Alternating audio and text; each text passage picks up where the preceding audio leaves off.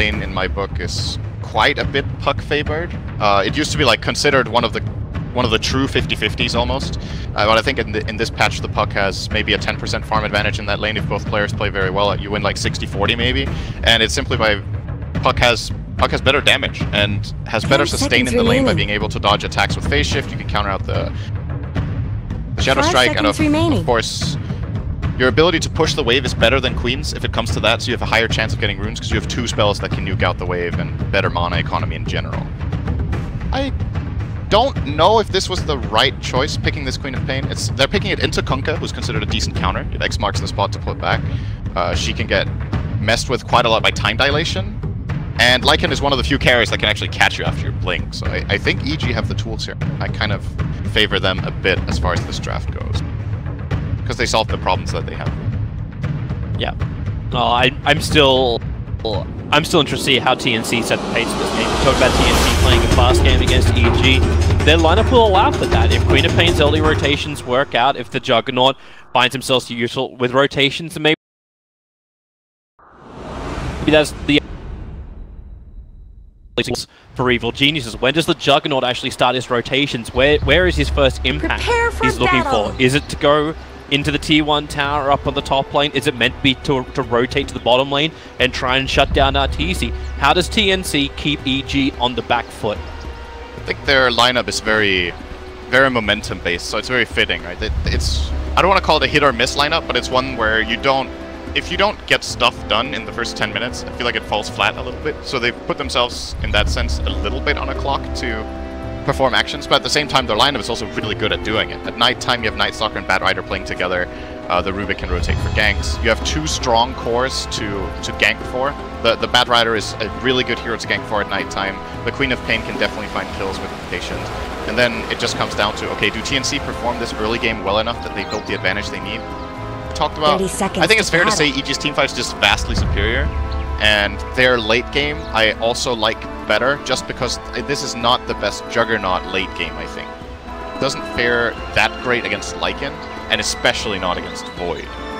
Hard lockdown is generally a very good way to go against Juggernaut, which might have been why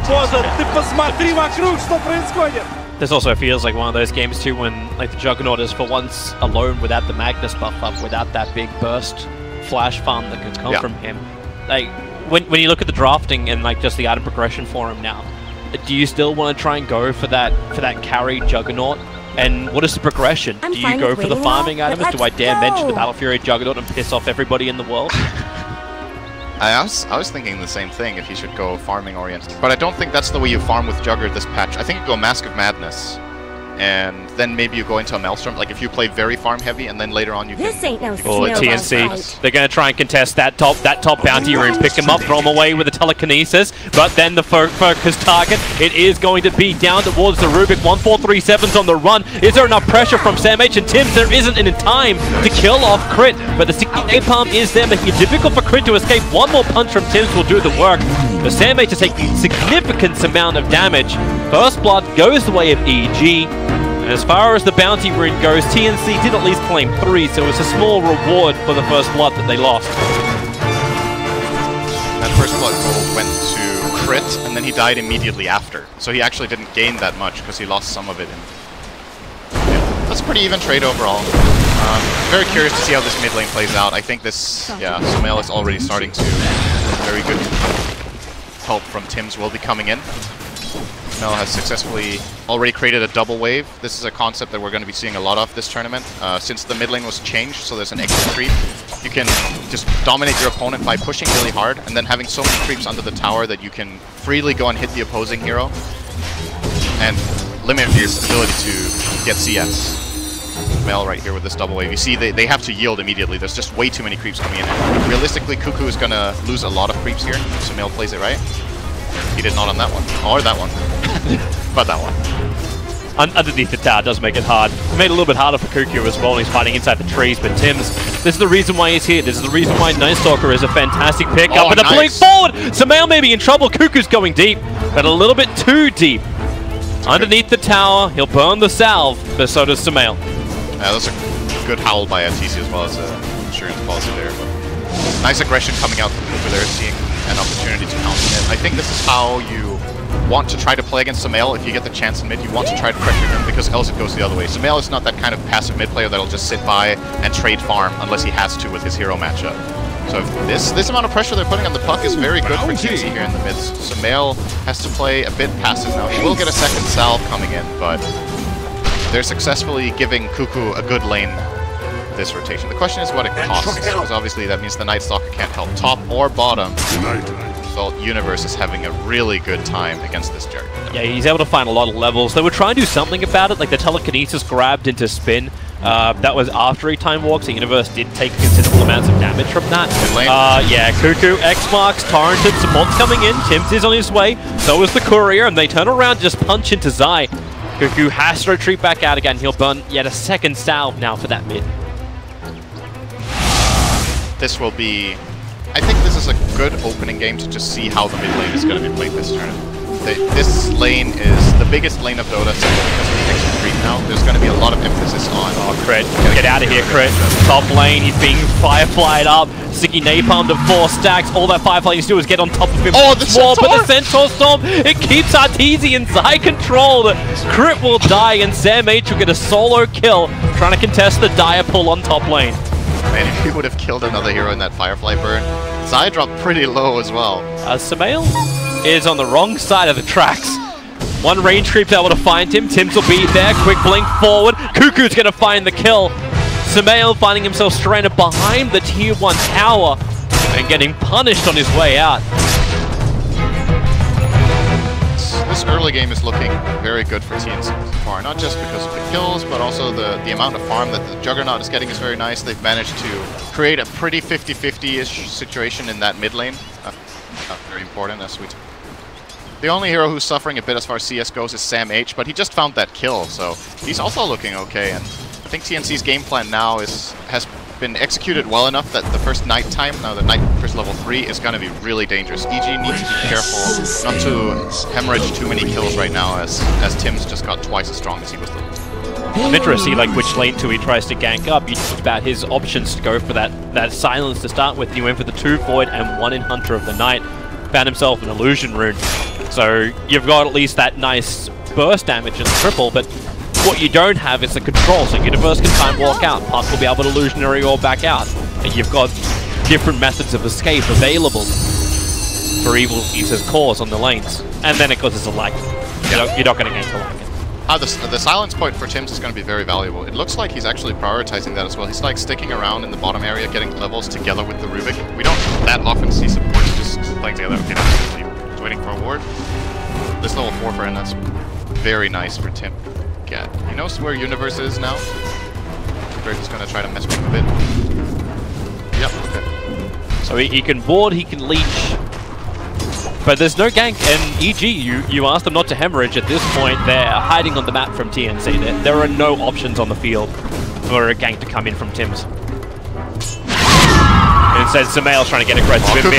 The Torrent will be able to connect. He's got Blink, but doesn't have the time. The stun from Zai followed up perfectly. Now Sumail in trouble. Rotations from Tims as well as 1437. The telekinesis grind will hold him in position. So 1437 will find the kill. And while Queen of Pain is dead, the supports get the revenge. That was a really nice setup there from EG, though. Like, kind of baited the Queen to them. You don't really want to Blink there against the Puck, and then Zai with a nice taunt. But TNC just as quick on the counterplay as well, coming in with those 2 supports. At the end of the day, it's a fairly even trade. TP's being used obviously does matter, but for a hero like, I actually don't think Night Stalker even TP'd. I think he just ran over there and read that the play that's coming. 1437 assisted. Easily worth it for them. Are spawning top room to, I guess, Sumail. No, Zai's just gonna take them. Go. Horn in mid will set up his X. Good harassment. Meanwhile, on bottom lane, they're trying to actually go onto the Faceless Void. I say trying, succeeding. Faceless Void will die underneath the tier 1 tower, so 1437's rotations on point.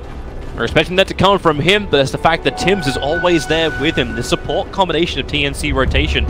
You know, it actually feels very reminiscent of LGD International when 1437 used to play for them. Like that quick movement, the two of them just move together and you just find the kills. Yeah, Zai's trapped between the tower, 1437's come in, and the Observer Ward sees all. The Tyrant will be able to connect on 3, but Zai can't get out of here. Cuckoo, Sonic Wave commits, Samael jumps over the top, they'll have to trigger off the Shrine. Samael cannot battle against that level of regeneration. He does get the silence off, but Void is still there. Samael will get punished, trying to find the kill on the Queen of Pain. Even Raven TP'd in to help out in that one. And TNC now 7-2 on the board, 7 minutes in. Very minor goal. This isn't that bad for EG's lineup, as we talked about earlier on versus that as well. I mean, it's starting to hurt a bit, yeah. But I think it's expectable that EG's lineup will fall a little bit behind on kills early on. It's about, do the right heroes get the gold? Are they getting their key items? The most worrying thing for EG is that Samael's game is going the way it is. He has 3 deaths, barely out-farming the Queen of Pain here in terms of CS. Okay, actually like 10 ahead now. On net worth, they're fairly even when Puck definitely wants to be ahead. They're on the hunt. Oh. They're coming in for Cuckoo. With the smoke gank maneuver, Zai can't get in range. They just came off the back of killing the Bat Rider on the top lane, so at least they're slowing down his initiation, that Boom Dagger that Sam H is desperately trying to reach. Find crit now. Who finds who though? I think Sam H is in a lot of trouble. He's gonna die here. Like, yeah, you've already got that little hit coming in from the Fortune's end. Torrent to follow up. Can't TP out this one anymore. And even with the Firefly, he's burning Zai down a fair chunk, but it doesn't matter when Arteezy can move over and Zai does find the kill on that Bat Rider once more. This is very interesting. We've not really been looking too much at Lycan so far, but Arteezy is going for Necronomic. This build on Lycan has really fallen out of favor as of late. We've mainly seen Lycans go for more of a combat-heavy build with just damage rather than this split-pushing approach or the mana burn, obviously, that gives. Most Lycans would be going for a build along the lines of Mask of Madness and Armlet, and then into a BKB. But wonder what makes him favor the Necro book here, if it's if there's a specific reason he wants that mana burn, or that it is just the game plan. Alright guys, we're going to try to split a bit more here. This is not what I was expecting. If they feel like in this game. If they feel like they need to have more power in the team fights, Necro will provide that. You get a little bit more push out of your lineup, and I suppose you get 2 more minions to give you your vision. Mid lane, yeah, real issues. Cuckoo going down underneath the tier 1 tower. 1437 and Sam H are nearby, and Samael now. He's got an orb available, Metallicus to pick up. They're trying to stack him up as high as possible before they battle this, but Samael trying to go against everybody. Starts his TP, Sam H was moving away. Samael will survive! Understanding no more stuns, no more control, and no more ways to kill him in time. You really need to be on your A game when you're playing against Lycan when it comes to these moments. It's very deceptive sometimes what you think you can get away with and what you actually can. And I would say in general, the team that has the Lycan will have that little bit of extra advantage. Even if both teams are thinking about it, they obviously choose when to use that Howl. And it definitely gave Samael a little bit of an edge in that fight. Nobody died after the Queen, but you could tell TNC were like hesitant, can we kill him, can we not? And then the Howl comes in, and then he gets to play it safe after he got out. And Cook is just wishing he could pop Samael at the moment. The fact that he was able to just get the Shadow Strike off, the Scream as well. Samael doesn't have his Shrine available for another 190 seconds. An eternity for a Puck who has to now burn all of his bottle charges. While everyone else gets back this far. This is going to be an attempt mid. I think he's going to pump Darkness Silence. Perfect Scream, Sonic Wave, and Samael gets obliterated. Zai tried to help out. His Torrent was in a good position. He just wasn't ready for an Invis Tims. I think they might have not got the Howl off in time either. He died really fast. Tims didn't even cast the Darkness before silencing. He just put the silence on the new button instantly in the face. Sonic, so nice kill. And TNC instantly turned this into something favorable. In fact, it may be even more favorable. Tonka, the Firefly up. There's your lasso.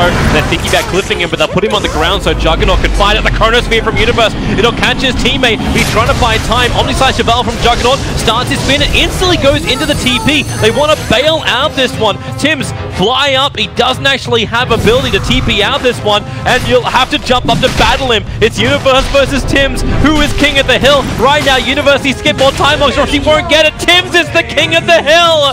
Surviving! EG, they wanted something in return, but they'll lose their offlaner as well. All they wanted to do was stop the tier 1 tower from dying. Tower is under attack. Well, they did that. Alright, suppose Samael can now kill him. There's consolation prize, Sumail's able to get enough money to have his veil. Damn, that is such high value. They're bleeding on Dire's top towers. 11 minutes for Sumail. Dire's Very good for structures him, are but of course, yes, EG defended the tower, but they're gonna lose a full tier 1 top because PZ rotated down and can't protect the lane. And this bottom tower is not long for life anyway, I think, for TNC. Their initial night time is kicking in 3 seconds. They know there's no Chronos here for a full minute. And I think they're going to keep on the aggression. The question is, are they going to go bottom or focus more on the top area and try to get the tier 2? So far, so good. Taken 2 tier 1 towers. Radiant's middle The mid tower especially at this point. point. Quite surprising. Sumail doesn't generally lose his tower this fast. That's been put on a lot of pressure. This is TNC's fast gameplay you're talking about. Raven, TP out the bottom lane, getting attacked. I instantly want to push in the top tower. Every tier 1 tower has taken damage, and EG playing reactionary, defensive Chronos. Like, we can get some to kill, but only after they've lost 2 heroes and Nightstalk can lift himself. Top tower Like, is under attack. it seems like very, very hard work for EG, even though they do have the 2nd and 3rd highest net worth heroes on the map. The Juggernaut is still getting further and further ahead of this Lycan, and we're not feeling the influence yet of Arteezy, but also isn't that something we're expecting? Like, when you go for a Necro build, you're not going to say, hey, I'm going to really get in the mix of the fight straight away. They're going to find an opening. It's reverse, actually going to be false promised, and Sam H having to run away. Time dilation making it difficult, so it's the Torrent and the Orb and the Rift, everything they've got, shipping included. Throw it down towards the Batrider, and Arteezy gets himself involved. Necro books, as well as Wolves diving into the tower, looking for 1437, moving back to his tier 2 tower. The Dream Call catching out Tim. Nightstalker once more can die. Not worth as much money this time for the Sumail double kill. But while this is going on, Raven is taking the tier 2 tower up on top lane. EG are forced to fortify. And TNC are not going to lose anything apart from their Batrider and their Nightstalker here. For a full 5-man rotation from Evil Geniuses. Yeah, this play from EG is worth anything else to get the tower, but they simply don't have the resources anymore. And like you said, they lose the tower. So in my book, it's still good for TNC what just happened. Overall, losing a couple of heroes is obviously not ideal, but when you're trading 2 heroes to defend and get a tower at the same time, I like that trade. Good for them. And you're right about the Lycan. Like, it's hard for him to get very involved in the build, and at the same time he doesn't farm as fast as if he had another build. Money. I was wondering if we were going to see him max the Wolves early just because of his vision, but he actually doesn't have them maxed until now. He went for a 2-2-4 build, and just now to go 2-2. And I think EG are identifying that the problem is they don't have as much information as they would like. And they picked Lycan in part for that information. Now it's finally going to start flowing in. Here comes TNC once more. The Dire will scan up, and, well, at least one does ping as the Juggernaut going into the Dire scan. Very good. Those TNCs a little bit further to the north who scanned up. Right on top of the farming position, but they were 5 seconds too late. But now you can see the pressure applying from TNC. They've taken all the towers on the top lane outside of base of EG. They turn their attention to bot lane. Observer Ward is down. The vision game is just perfect for TNC. You're flagging it during the drafting phase that EG were going to have troubles with this. Yep. Looks like this tower will fall and be denied at this time by EG. Just denied their bottom tower. Still a very close game right now. No major advantage apart from towers. If you look at the gold advantage that TNT have, if they lose the amount of towers that they claim, they're actually behind on gold. So there's like unclaimed gold on the map for EG back, but they need to set up that team fight that allows them to get this bottom tower, and it seems pretty difficult for them right now. Always scary to go into this kind of Nightstalker lineup at this time. Especially now the Batrider has a blink dagger. Yep. With his blink up, now. I don't think they actually know about it. I'm not certain if he came in range of either of the Dire Observer Wards. But you can see them trying to prepare. In fact, yep, there you go. The smoke out of range of both of the Dire Obs, and they're coming for a gank. But what do they see? Right now, Crits on a warding mission. See Sumail. Yeah, they saw Sumail in mid. They may even get lucky and get the right timing to pick off the courier. Here comes Sam H. Orb already used by Sumail, trying to use it to push the lane out. But now he doesn't have it. Silenced up, controlled up. The spin damage combining with the silence puck will pop. And that is a nice free to end. Raven gets more money. And Sumail having more issues with item progression. Cost them that tower though. If you make the smoke movement and you target the puck, you know that, hey, in order to kill this puck, you're going to need to bring 2 or 3 heroes, and they instantly turn it into an advantageous play for getting the tower bottom. So I think TNC originally with that smoke weren't intending on going for puck, but maybe trying to wrap around the bottom push that they felt like EG were going to apply. And then they got tempted to go for puck kill, I want to say. Grab that more. And maybe it was still for the better. Maybe this bottom fight wouldn't have that well. Yeah. And they got space for farm time too. Cuckoo has now finished up his Veil of Discord. They're beating on He Dire's was farming up the top towers. lane on that entire time. Raven was having the time of his life as well. So yeah, you lose the tier 1 tower, but I'm still wondering, like, this is a lot more efficient timing. You're talking like unclaimed gold on the map. Right now when EG, every time they 5-man it up, all that unclaimed gold, the distance won't be as much once EG do claim it. No, in net worth. What big items do we have coming in? The Juggernaut finishes Manta style. Very good time. Worthy Raven. Queen of Pain Veil, as you mentioned. Level Should 3 book is up. It's getting a Void Stone, so I'm guessing we'll see might be just a dual against Pocket Silent. Also nice against X-Mark. Correctly.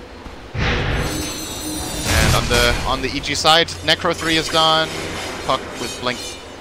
Yeah, that's pretty much it. So no really big new items, I would say, apart from that Manta style for Jugger, which makes a huge difference in this game because he can get out of Puck Silence now and guarantee a spin, more or less. Right, so they want to go. Let's go Roche. There is no Observer Ward around here. Apart from the Dire side, they have one sitting in front of the pit. The TNC actually have no vision around Roshan. They moved most of their wards. In fact, they've just got that one defensive ward inside their own jungle. But their aggressive vision has actually disappeared. They lost their Observe Ward on bottom lane and timed out. So right now TNC, for all the vision game we were praising them for, there's a small hole. They've only just put the obs down, but it's too late. EG is already in the pit, picking Roshan, and unless Tim takes to the skies at the moment, they won't realize at the time. In fact, it's already too late. EG, they have Roshan. This is a very good play call from them. Alright, the moment Dire's it bottom turns tower today, we're just is going to go in down. and use our Necro Book and use our Lycan to take this Roche. TNC would have contested that if they knew. I'm pretty sure they would have tried to mess with them with the Bat Rider and the Jugger and the Queen, even if Night Stalker. They checked too late. Like the Manta Illusions were going up from the Juggernaut as well. Yeah, just 5-10 seconds behind EG. Yep. This gives EG a nice little power play here with the Lycan Aegis. Not the best Aegis carrier as such, but they just smoked on the Dire Obs. Still an advantage. 4-man smoke on Dire Obs. Does EG do anything about this apart from evade? Try to take the fight. If they have the Aegis to play with, so they could bait in the Arteezy Lycan and try to get a team fight around. That looks like exactly what we're going to do. And also, however, time with the Dream Call, catching 1437. Raven, he's out. They're going to sacrifice the Rubik here. They do not want this fight. But they did get some aggressive wards down. Raven, trouble. There's a wolf on his tail at the moment, trying to body block up, and not easy. Puts up one avenue. Raven doesn't even think he can get through the second, and he will be brought down. A huge kill on the Juggernaut. And the Evil Geniuses lose absolutely nothing. And they may even get a little bit more. I say that they just lost a courier. Small value lost. Radiant's top tower. That's the Aegis right there. You could see the mental game that happened when that smoke broke. TNC move up, they see the Lycan with the ward they drop down, and they're like, we can't go on this guy. And then they just want to disengage, but the mobility of EG's heroes able to net them. 2 nice kills there, especially the one on Juggernaut. Very important kill. Slow him down as he was having a great game so far. Just death. And EG can maybe turn some pushing. They're looking to group up here in mid.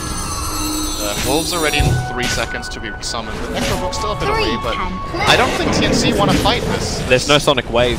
Like, she used it to kill off the turret. So nighttime with Howl, they're not going to all 1437 can do is try and push him back. I suppose 1437 got Howl. It's not a bad buff up. It's actually a very good steal when you have Night Stalker in your team. Radiant's middle tower has fallen. It's one of the best spells that Rubik can have this game.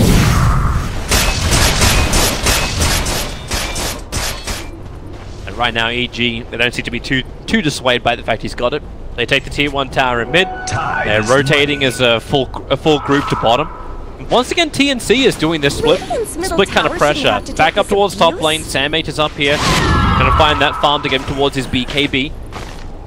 Queen of Pain still working on the Yule Scepter. 120 gold, 110 gold away now. And Raven will have to take up the mid. Still trying to work on his Maelstrom. But this is a lot of heroes to commit for a long time from EG. Is this bottom tier 2 tower really worth it? You send Samel now up to the top lane to defend. Are they still okay with this trade-off when you've got the Aegis Immortal? Is it more of that we want to fight, so we're going to force them into it. I think it's more of a feeling of necessity that if they start splitting up, they're playing into TNC's lineup with this Bat Rider, Queen of Pain, Night Stalker that are innately a lot better at skirmishing than team fighting. So EG are just willing to sacrifice a little bit of farming efficiency to not give away kills, and at the end of the day, should be probably getting the long to tower, or maybe not. Nah, they're pressuring Arteezy. Yeah. They're only pressuring him though. There's no real attack because they know that's pointless, right? You go onto Arteezy, he's either got Aegis or he's going to get false front. Yeah, he's not going to die. Yeah. So all you can do is just dissuade them, slow down the lane, continue to add pressure up on top lane, which is what Raven is doing. He's back in to pressuring that top lane to make EG wonder, like, what happens if we keep this going? A tier 2 for tier 3 tower damage? Not much. Is that worth it for them? Cuckoo amplifies up Arteezy once more, blinks away. I guess Raven Starts to scream, it's Howl on Howl. There goes your Sonic Wave committal as well from Cuckoo. With a scream, you might be able to pick off at least an Necro Books. So they've lost their push, and it's Sumail on top lane, chasing after Raven, who's already starting his spin TP out. So they hold their tier 2 tower on bottom lane TNC, and do some chip damage to the tier 3 tower on top. I really like that Sonic Wave cast. I think most players wouldn't have gone for that, but he identified that if he casts all his spells in succession there, he kills off the Wolves and the Necro Book, and that's probably going to stop EG's... And it did, because they're pressuring top at the same time. That Sonic Wave might have looked like a waste, but it defended a tower and it forced TPs to pop, so... Play from Cook.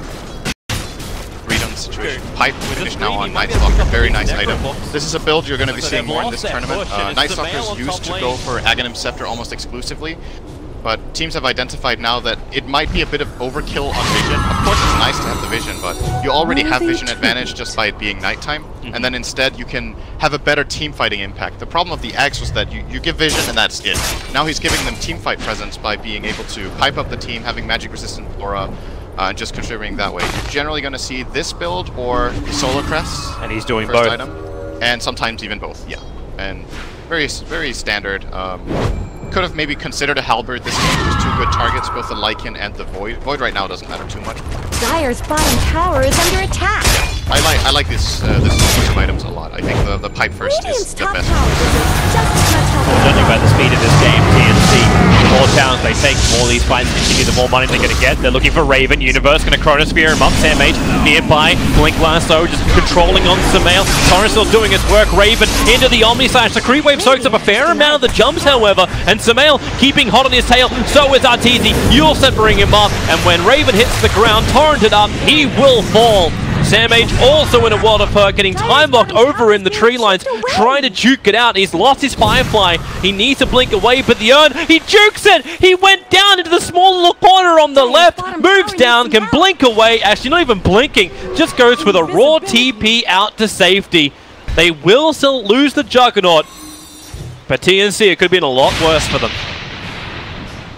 That was really nice damage to get out. The question is if this push was like this movement from TNC was likely to succeed. I think at this point they need to realize that these fights are not gonna go their way if they set them up like this. They need to get the jump. If the first engage of the fight is this, where they get the jump on the Juggernaut with a Chrono, it's really difficult for TNC to come back to the fight. They did a lot of good countermeasures. SamH jumped in on the puck and locked him down.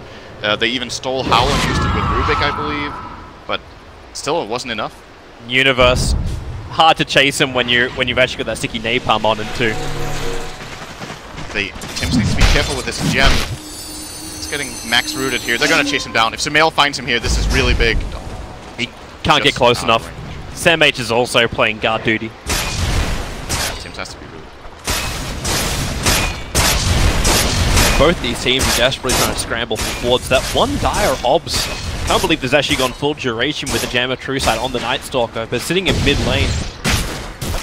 It's not a place that Night Stalker crosses too often.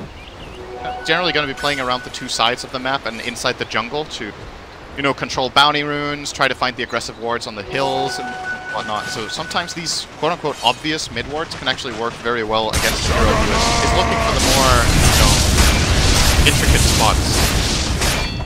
And as you said, now it's expiring though, so they're actually completely blind on the map, except for the creep. And that becomes increasingly important. This is danger time. So we actually look to see where Crit puts down the Robbers Ward. Where does EG feel they need to see more than anywhere else? They've only got the one available at the moment. I think the Roshan should be the priority right now. Well, he is back up and running. With the Assault Cuirass freshly onto Arteezy. They have a lot of armor, a lot of tank, a lot of team fight, which they want to push with. Yeah. But having the insurance of the Aegis lets you push harder. This is a very nice luxury to have by playing together with Oracle. I think if Arteezy was not with Oracle, he might have considered a BKB as a secondary item, but he feels like he has enough protection from his lineup that he can go straight in for a very aggressive damage item. And of course the defensive, it's not strictly aggressive, it goes yes. It's a nice hybrid item, let's call it that here, that gives him really powerful stats in the fight. At tier 3 towers taking damage again for Evil Genius, is now down to 50% of his HP. This is that pressure from TNC. So I'm wondering, like, just how hard does EG and how fast does EG have to push in order to stop this continuously happening from TNC? They need to get an Aegis. With the next Aegis, they can go high ground, and EG push fast. Their lineup is fast with this AC Necro build. If they successfully find a key pick here in Roche, we're looking at maybe next daytime that they will try to claim Elena Barracks. Well, they're looking for the pick. Smoked up, moving through mid. Best target right now is Cuckoo grabbing that 28-minute rune.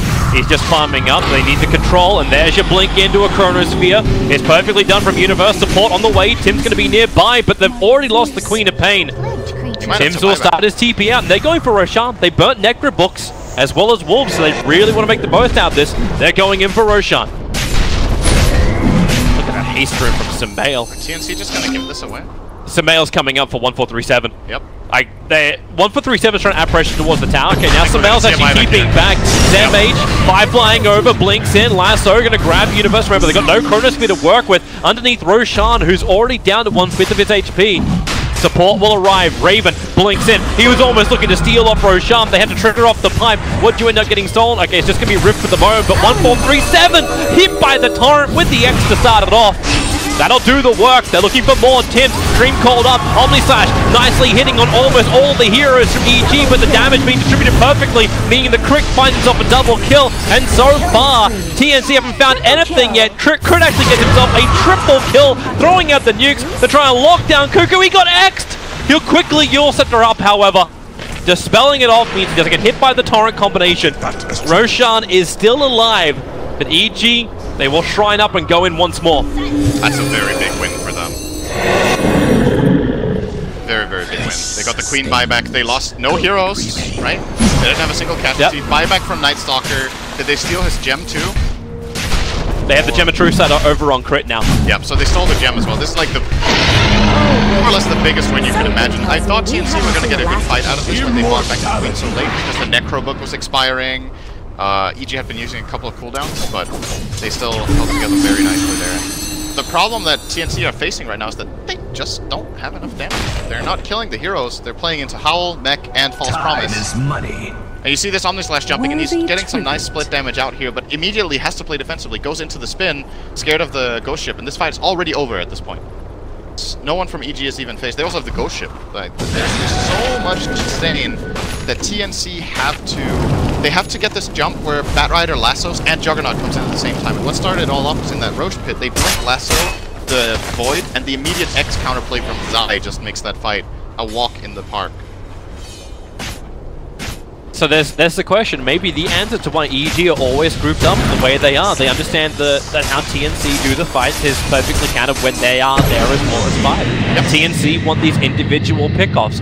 And the only person who seems to be a little bit further out of position is Samael. But he's a Puck with a Yule Scepter. He's got a lot of get-out-of-jail-free cards as this Puck. He's going to be almost impossible for them to get the Lincoln. Batrider didn't go Force Staff. He feels like he has to go Link into straight BKB. So Samael with this Lincoln's in about 1,000 gold. Die.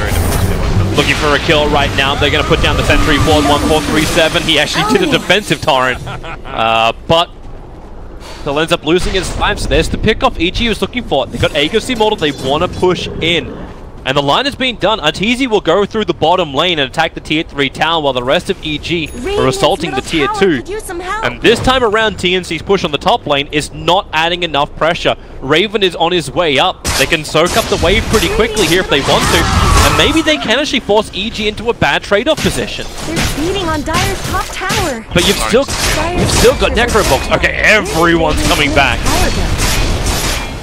And they may look for bottom. The lasso, Sam H, he caught out Arteezy. They've got the Yules up now on Puck, breaking him free of any kind of extra control. Tim's still in the neighborhood. Arteezy gonna try and fight this one. Crit is nearby. The Dream Coil, it catches 3 at the moment. BKB already expended from the Batrider. Welcome to your 10-second effectiveness of the BKB. It ends up with your Night Stalker dying and you not killing the Lycan. In fact, Samael going back in once more. Not being controlled. But EG ailing out of a lot of those TPs that stop TNC from pressuring further. Yeah, EG are building a really big advantage at this point.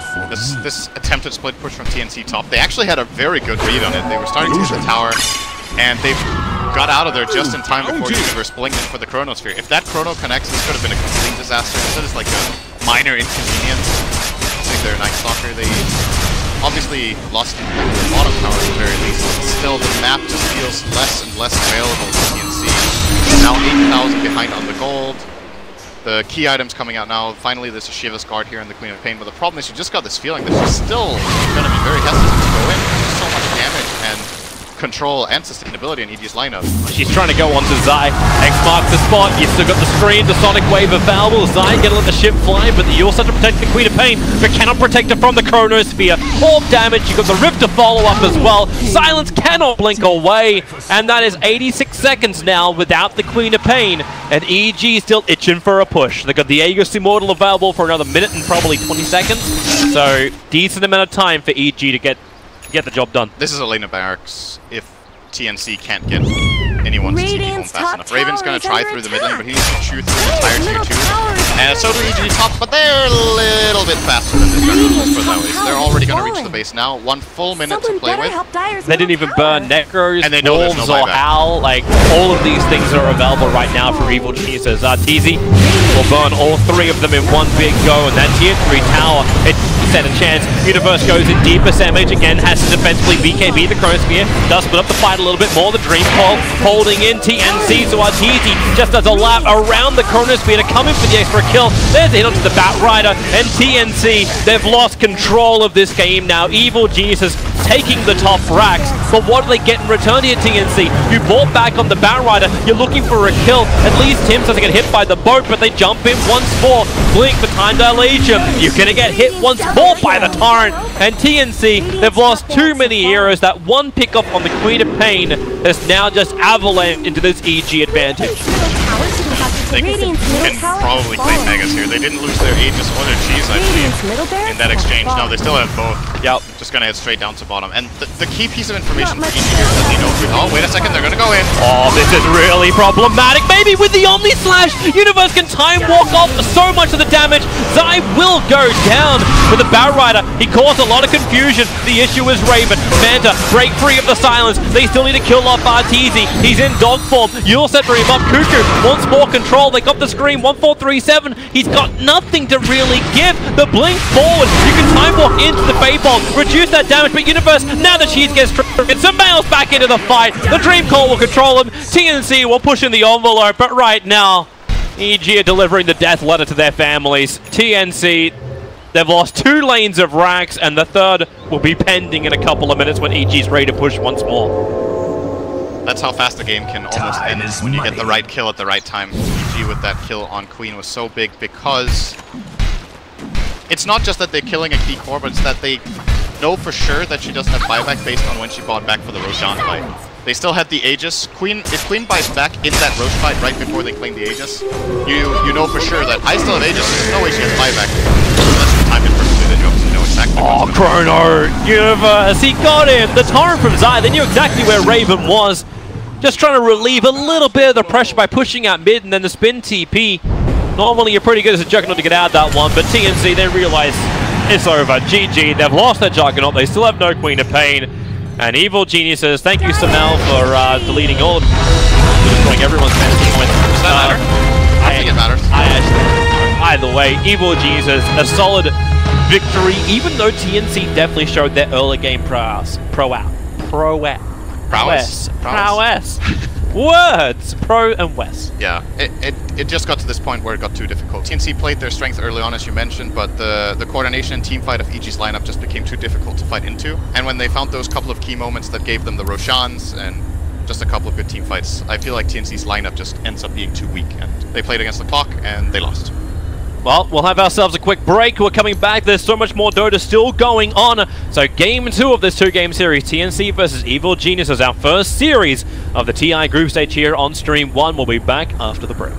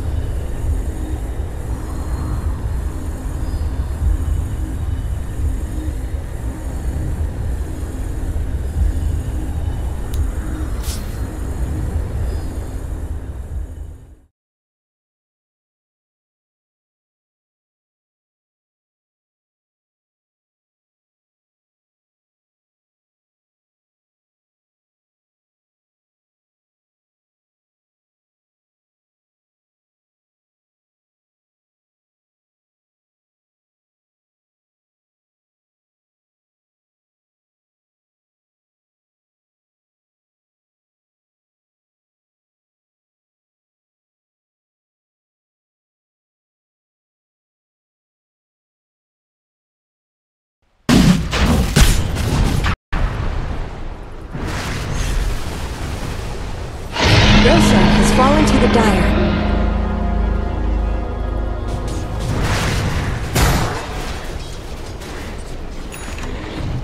Roche just spawned, so they're able to clean that up now too. Aegis and Cheese for Liquid, and now it's time for them to try to go for that high ground siege. This is their biggest time window. They've got now the Dagon as well finished up.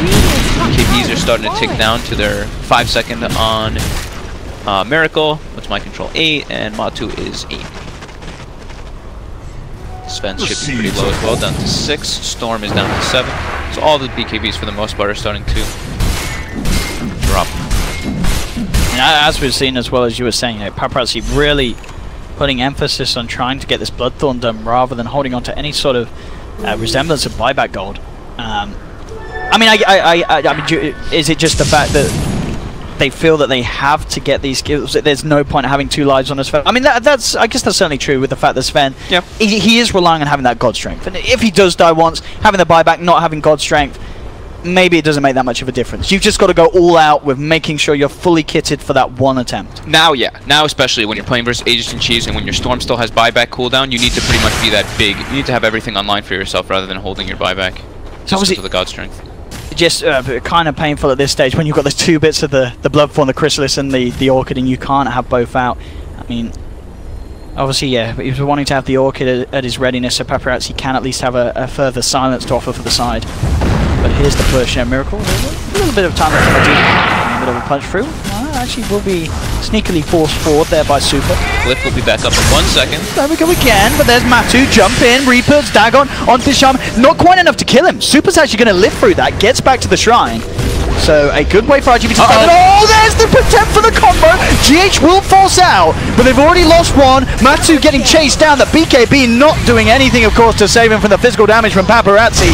Mind control, times to turn. GH comes back in with the Echo. The three-man Fisher. Sakata still has enough mana to zip out. Miracle back in, working his way through Paparazzi, who's stuck in the trees, being well and truly outawed. Jump forward from GHC, forces down, looking to lock this Paparazzi down, but the halberd evasion being enough to get him back up to the high ground. Miracle trying to turn onto Injuly. Injuly not quite able to finish off Miracle. But IGV, at the end of the day, they do hold the defense. Paparazzi actually ends up living too. That was the halberd into the hex, into the shackles. The Troll Warlord could not get like any attacks off. But oh look, Miracle goes top rune and finds a regen rune. So push will continue. I mean, it's a big hold though. You know, Paparazzi now has got that gold. He's got that Bloodthorn complete. And as we saw then, you know, it was definitely the fact that you could see what they wanted to do. They wanted to try and take Super out before he got a chance to drop the wards. Yep. But it just wasn't quite enough. The maths didn't check out. Even with the Reaper Scythe Dagon and such, they couldn't quite do it. Standing next to that shrine, Super easily regens back up. Yep. He had a couple stick charges, the perfectly timed Glimmer Cape, and then the, I think it was the Guardian Greaves plus Shrine, just ticked him just enough to not be bursted down from that Dagon Reaper Scythe combo. But I don't think Liquid's too disappointed with that. They forced a lot of aggression. They got tower down to... Oh, they actually didn't force the glyph, though. They almost brought the tower down, but IGV actually held their glyph. Okay. Yeah, that's pretty big. Pretty substantial. Yeah. But ooh, Liquid actually spots a DD rune bottom. Again. They just have one up top. It's the 40-minute mark that's now. That's true. So. Yeah, it's runes for days. Here we go. I loved Miracle's itemization this game. It's pretty standard, but having that early kind of diffusal is really good versus Sven. And you like the choice for Scotty. Rather than anything sort of, as we said, maybe like an MKB because of the halberd. You like the fact that he's just kind of built himself up and he said, well, you can have a little bit of evasion. I'm still going to be able to outwithstand you in the fights that are drawn out. Yeah, I like that he can just... his concept in this game is he just has to stand toe-to-toe with the Sven and man-fight him. And this is the man-fight build. He has two things to slow the attack speed. He has the diffusal to burn off his Dark Cry as well, and then, of course, his natural built-in bash.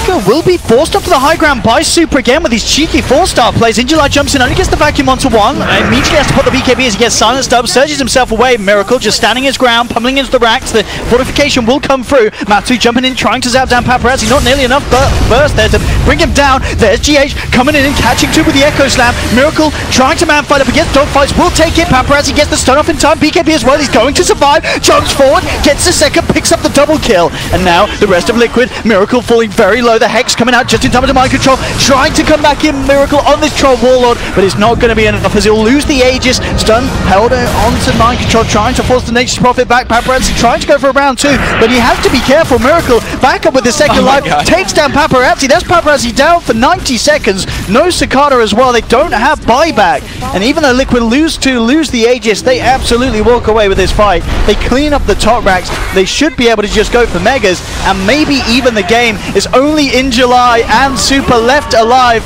and indeed it looks like it may all be falling apart for them here as they lose the Shaman. He will buy back. He's going to go and grab Miracle outside the fountain. They do have a vacuum. Maybe Injuly can drag Miracle into the base. Doesn't actually end up using it there. Wondered if he could try and go for a sneaky bit of a drag back and a block off. But it's megas. It's not looking great. I mean, they've got the spam for the megas, but they haven't got him for 50 seconds. Liquid's trying to close this one out. Glyph is down. They know that they can try and go for the collateral, and Miracle. Storm's respawning right now. We have it. No, again, GH has been quick with his 4 stars. Gets himself out of the initial crux of the combo. Jump forward, mind control able to turn, take down one. He's now looking towards Injuly. He's put the BKB, trying to run himself away, but the physical damage from mind control is pretty hefty. Cicada now getting chased and up. Zips up to the high ground just in time. Super jumping forward. Cicada, can he actually escape? The Fisher connects. Cicada only with a little bit of mana left to play. No mind control. Peeps him there with the Nature's Prophet play. Takes him down. There's the buyback though. Looking for Miracle. Will find the Troll Warlord 10 seconds before the Sven's back in. Can IGV well and truly hold this? No, they can't. By looks of it, Cicada trying for the TP out, but the fish is there. He's down for 100. Now the Sven's back, but Paparazzi's got no friends. Everyone's dead, and GG is called. Liquid taking game one at the end of it all. A bit of back and forth side. But it really felt that Liquid just played the cleaner game, and IGV making too many mistakes in that mid game. A couple too many mistakes. They had some really cool smokes, really good plays coming out from them, but this is the IGV that we do see a lot, is that once it gets to those later stages, the mistakes do come out. So we'll see if they're able to fix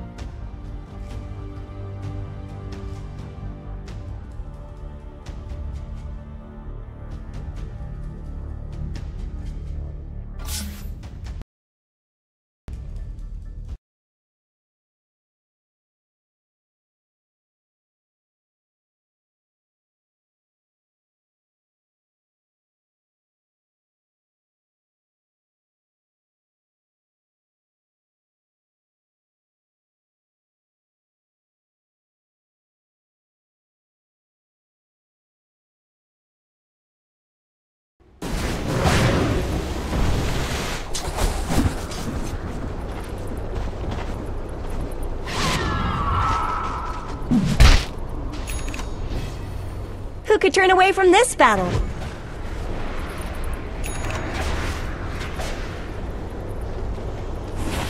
Time is money. Actually got in the tier 3.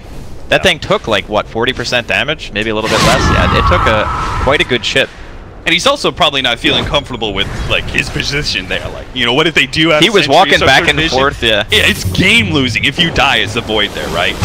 So, definitely one of those situations that there was an opportunity for high reward, but there was also a lot of high risk involved with him being positioned there. And, Miposhka actually aggressive force that from Yapsor, puts him in a bad place. The Reaper's Sight is not going to finish him off quite yet, but they do manage to get the right clicks in, but now they're fully committed. The Chronosphere onto 2. Kendo counters the Chronosphere with the jump in with his own Ravage. Does manage to get off the Sonic Wave, but it doesn't matter. There's too much sustain from Team Secret. Empire get back to their shrines, popping 2, but it's still not enough. They have to back away even further as the shrines can't heal them up enough.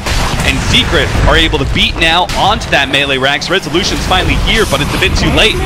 Rax is already gone, but Poshka's back in it with the disruption. Lead on onto mid 1, cost him his life again just to be able to get that out. But with the sustain offered by MP, Secret, they seem invincible. Empire just don't really have a good way to go on anybody now. They have no Chronosphere, no Sonic Wave. Resolution by himself can't possibly go zeros. Well, they can only get 1 Rax because they have tier 2s in the other lanes. The unfortunate part about that whole situation, okay, so first, Resolution, he had enough money to buy his BKB.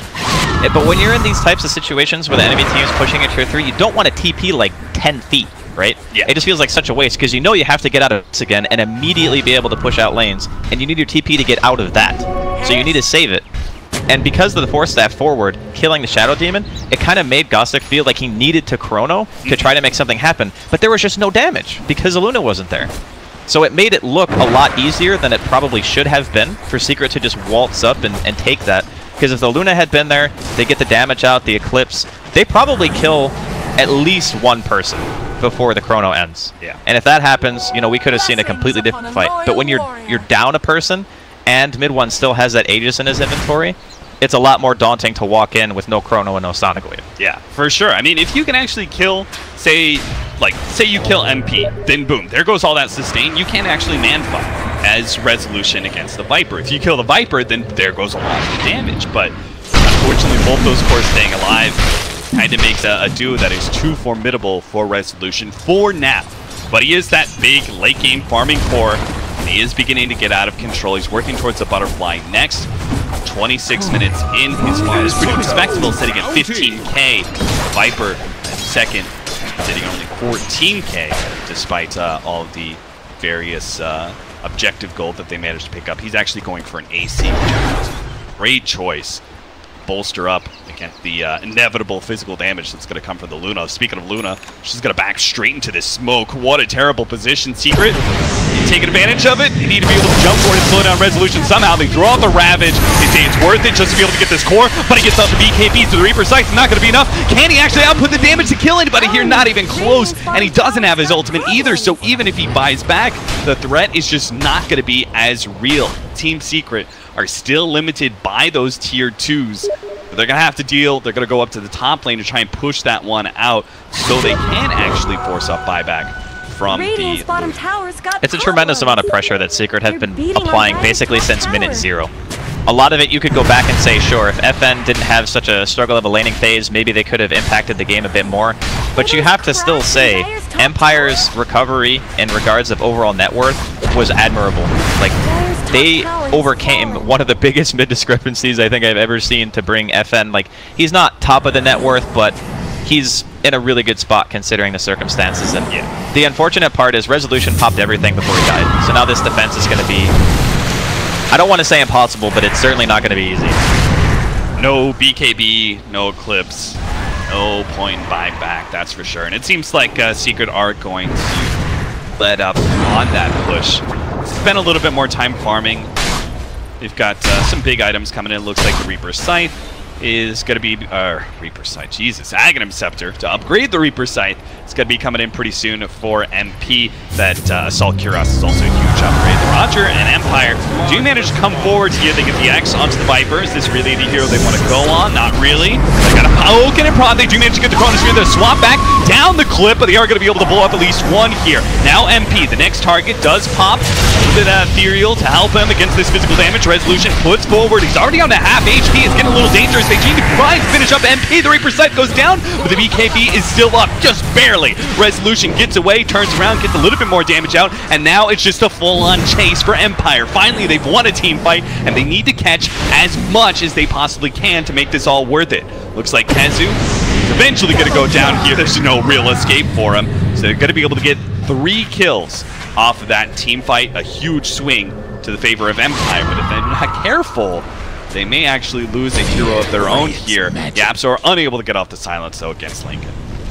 That was a very, very good timing for Empire because they didn't have Ravage yet. So, like, if Ravage was up for that fight, you saw the way that Kezu blinked in. Yeah. He had really good positioning if he had his ultimate off cooldown, but unfortunately it just wasn't the case. So they were able to take out MP. And I didn't really think about this before, but time dilation destroys Necro. Oh, it does. Like, you wanna cast Death Pulse a lot during team fights. It's only a 5-second cooldown. And that's before the talents that let you lower it a little bit more if you choose to. I think it's 25, yeah, so like by 1 second. There's not really a good, like, if he gets Lotus Sword, he removes the time dilation, but it doesn't really do a whole lot else, right? There's not any huge single targets that you're going to be blocking away. You don't want to go BKB because it affects your Ghost Shroud. It's kind of like just not a real good winning scenario for MP. He's just kind of always going to be screwed over by that. You just want someone else, like maybe, you know, Puppy gets it, maybe Yapsor eventually buys one, but he does also have a Glimmer in his inventory on top of that. So they have methods of saving, and it took a lot to take down MP, even... Oh, they're going to catch FN here. He does not have the silence, though. Obviously, to throw the silence down to block the Lincoln. They are going to be able to get the swap back, though, so maybe they can kill Mule Scepter. And a blink, not forward. To the other side? No. At least you can say... Going to be looking on the bright side for Empire. He didn't get Reaper Sight. He didn't get Reapered. He also managed to dodge the Viper Strike and the stun with a single Yule's cast. That was definitely cool to see. But yeah, you're not getting away from that. That's just troublesome. But in the meantime, another Roshan sneak. This time it's going to be from the side of Empire. They're not killing it super fast, but they have a tier 2 in the bottom lane. So if Secret were to contest this, they needed to be here a little while ago.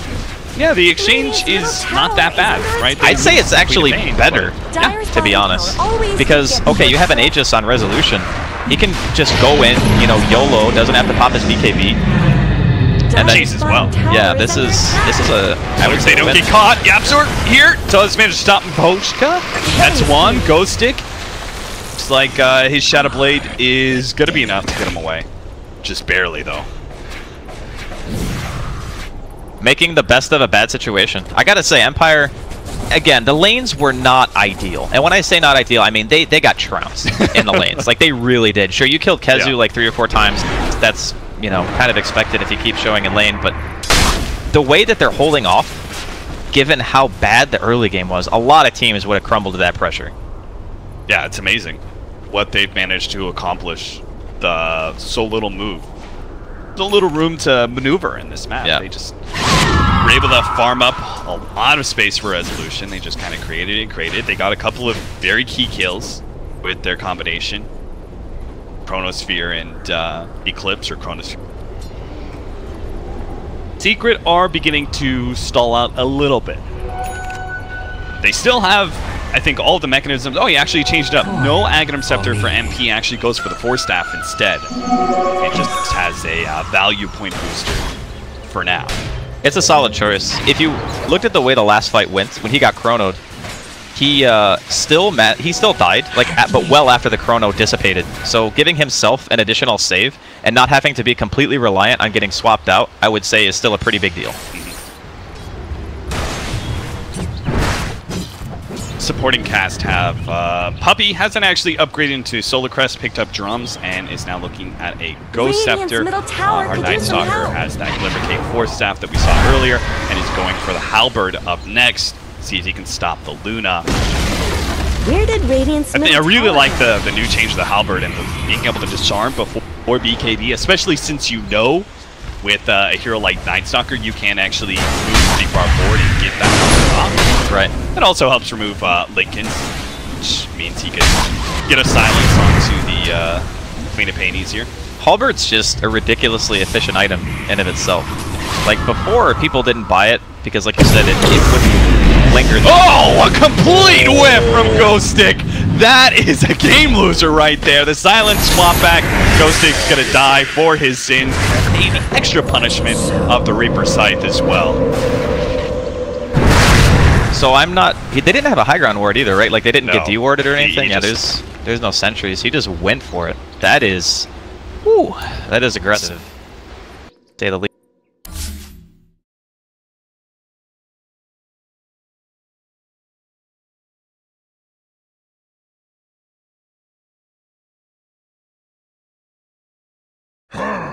TNC's turn to pick.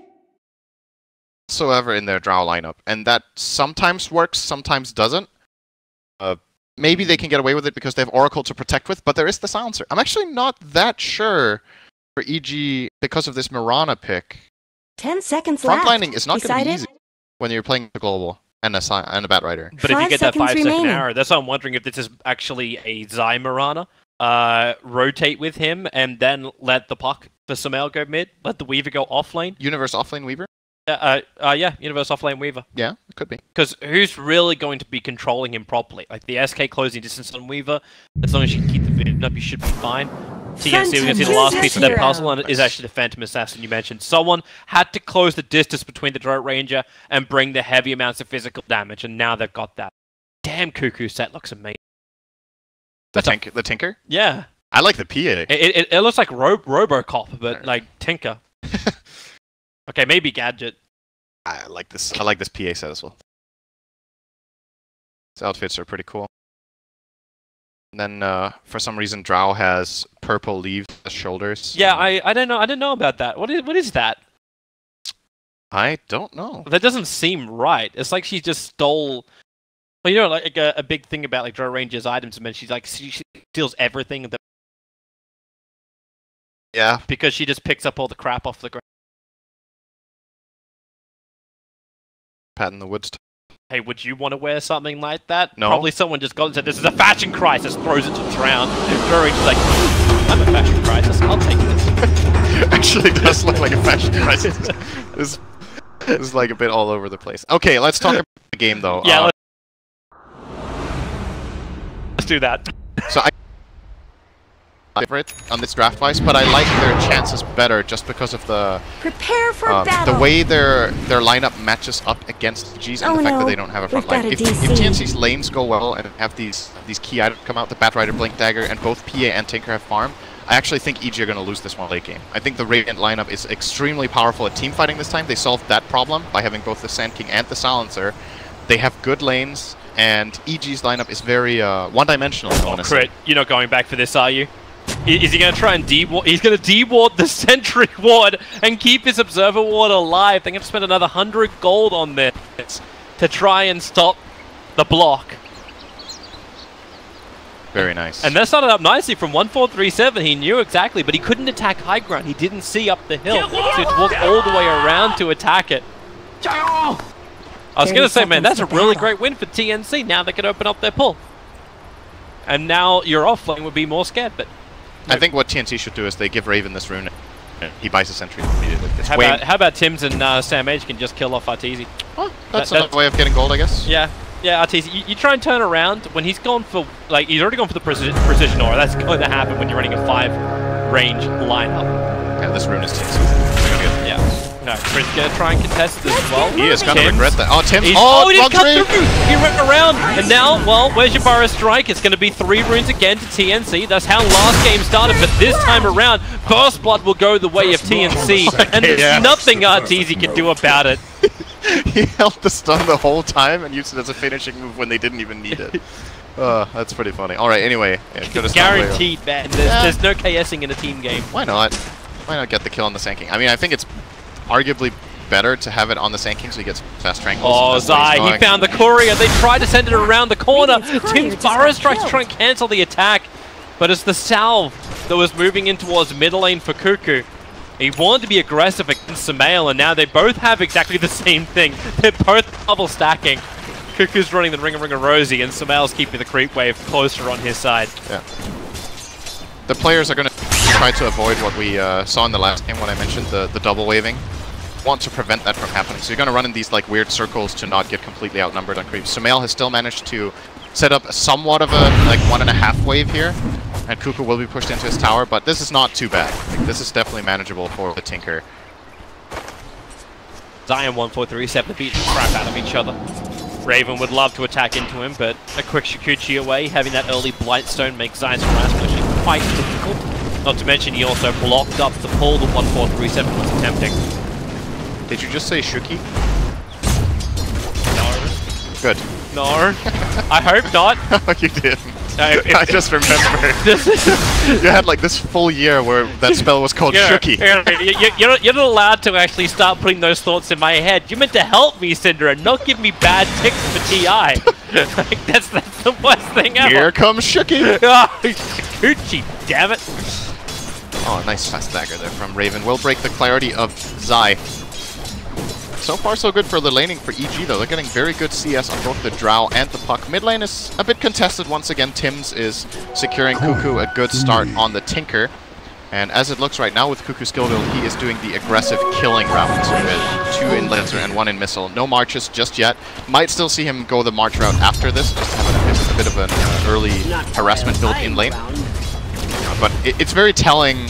His next skill points will be very telling for TNC's read on how to play this game, because I think both builds in this game are viable. One is, we think we're going to get pushed by Drow, I'm going to get March, and the other one is, we think we're going to be better at fighting than them early on, and we can just kill them before they take our towers if we max our nuke.